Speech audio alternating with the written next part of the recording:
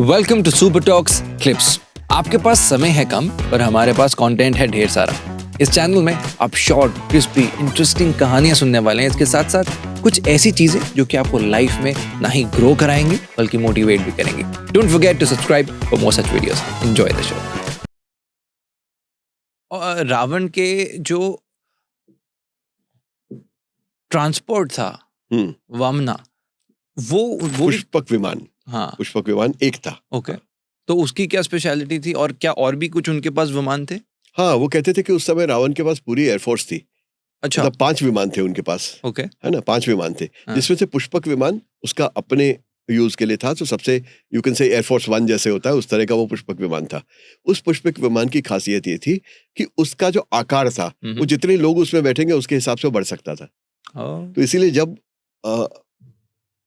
युद्ध के बाद जब लंका नगरी का पुनर्वसन हो गया, उसके बाद जब वो राज्याभिषेक के लिए प्रभु रामचंद्र जी वापस आने लगे, तो उस समय सीता मैया ने कहा कि इन वानरों को भी ले चलिए, क्योंकि ये लोग तो यहाँ हैं, हमारे लिए आए हैं, अब ये पैदल जाएंगे क्या? तो वो सारे उसमें बैठ गए और वो पूरा उसका आकार बढ़ गया ताकि उनको लेके वो विमान किष्किंधा तक आया, यानी आज की हम्पी पे।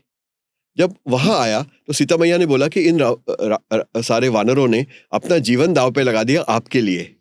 तो जब आपके लिए दांव पे लगाया तो इनकी पत्नियों का भी सैक्रिफाइस कोई कम नहीं है। ये यहाँ है, उनको भी हम लेकर जाएंगे राज्याभिषेक में अयोध्या। तो इसीलिए वो पहली बार वहां विमान उतरा, पत्नियां भी उसमें सम्मिलित हुई और वो सबको लेके वो जो विमान था वो अयोध्या के पास जाकर उतरा और उसमें से फिर वहां से आगे वो लोग राम राज्य के लिए गए।